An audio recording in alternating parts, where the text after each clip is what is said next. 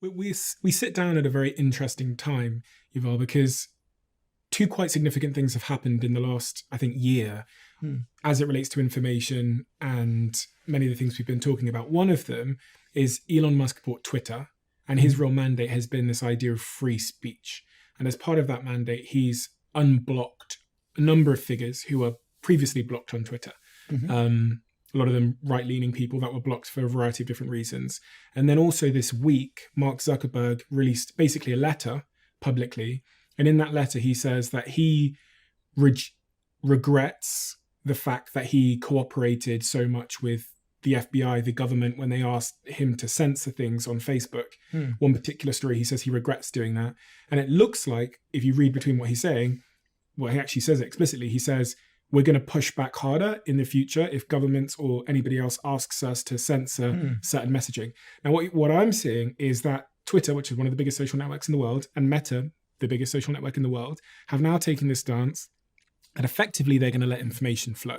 They're effectively going to go for this free speech narrative.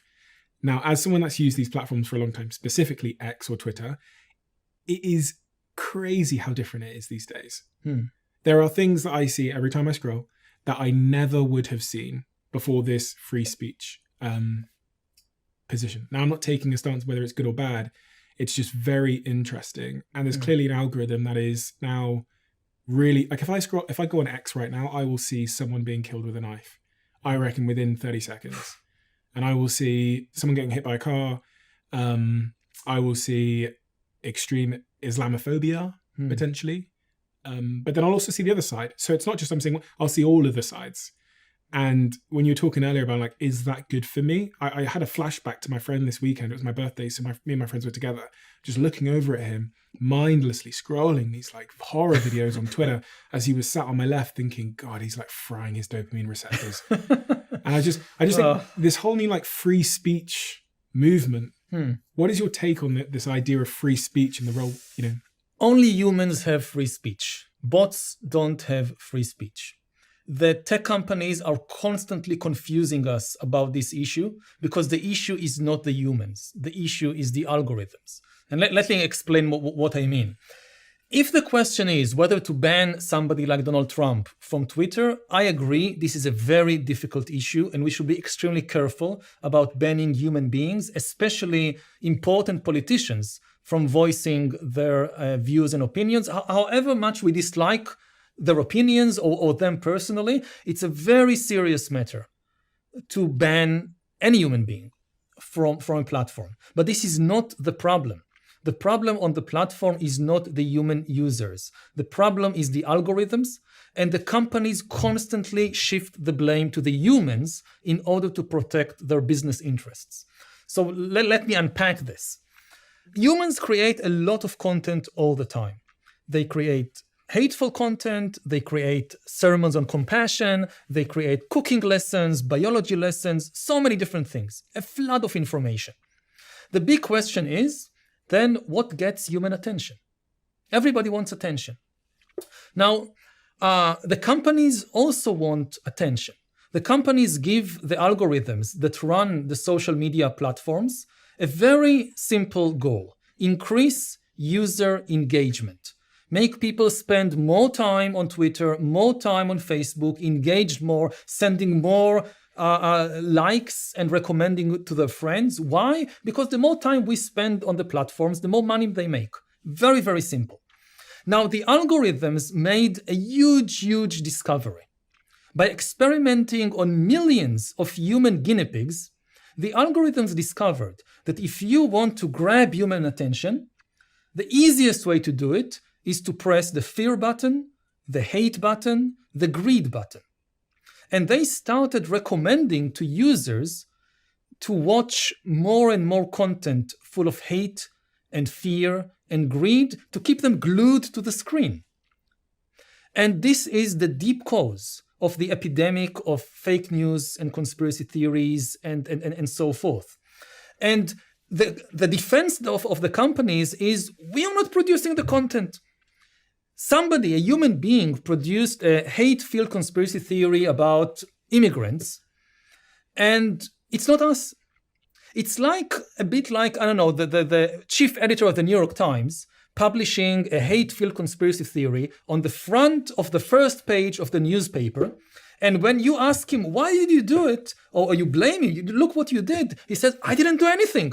I didn't write the piece. I just put it on the front of the New York Times. That's all. That's nothing. It's not nothing. People are producing immense amount of content. The algorithms are the kingmakers. They are the editors now. They decide what gets viewed.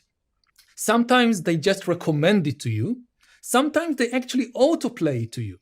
Like you chose to watch some video. At the end of the video, to keep you glued to the screen, the algorithm immediately, without you telling him, the algorithm, without you telling the algorithm autoplays some kind of video full of fear or greed just to keep you glued to the screen. It is the algorithm doing it. And this should be banned, or this should at least be supervised and regulated. And this is not freedom of speech, because the algorithms don't have freedom of speech. The person who produced the hate-filled video, I would be careful about banning them. But that's not the problem. It's the recommendation which is the problem. The second problem is that a lot of the conversations now online are being overrun by bots.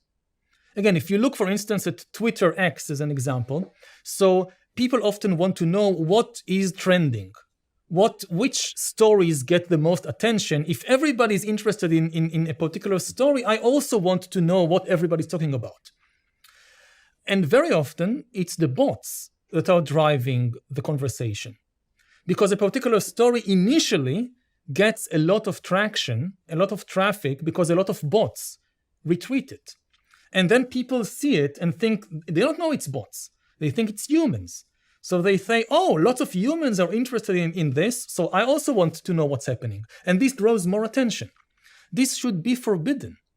Bots are very basically, you cannot have AIs pretending to be human beings. This is fake humans. This is counterfeit humans. If you see activity online and you think it's human activity, but actually it's bot activity, this should be banned. And it doesn't harm the free speech of any human being because it's a bot. It doesn't have freedom of speech. I was thinking a lot about what you said about these algorithms are actually running the world. And I mean, yeah, so if the algorithms are deciding what I see based on what I spend my time looking at because they want to make, the platforms want to make more money. Mm-hmm. And if I have a innate sort of predisposition to spend more time focused on things that scare me, or then you just have to give me a couple of years, and every year that goes past, I'll become more fearful. It reinforces your own weaknesses. I mean, again, it's like the food industry. So the food industry discovered we liked food with a lot of salt and fat in it, and gives it more to us. And then it says, but this is what the customers want. What do you want from us? It's the same thing, but even worse with these algorithms, that because this is the food for the mind. Yes, humans have a tendency that if something is very frightening or something fills them with anger, they focus on it and they tell all their friends about it. But to artificially amplify it, it's just not good for our mental health and social health. It is using our own weaknesses against us instead of helping us deal with them. Is it fair to say, now this is me just jumping to conclusions a little bit, but is it fair to say that in a world where you remove restrictions around blocking certain characters, right-wing characters that are their messages maybe based on immigration, etc., you remove those restrictions, so they're all allowed on every platform, and then you program the algorithm to be focused on revenue, that eventually more people will become right-wing? And I say that in part because it's a right-wing narrative to say that immigrants are bad and that, I'm not saying that the left are innocent because they're absolutely not, but I'm saying that the fearful narratives, the fear seems to come more from the right, in my opinion.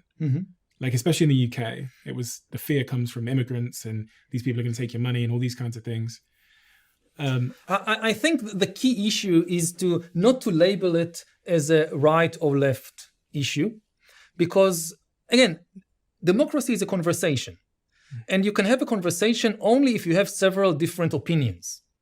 And I think it should be okay to have a conversation about immigration, that people should be able to have different opinions about it.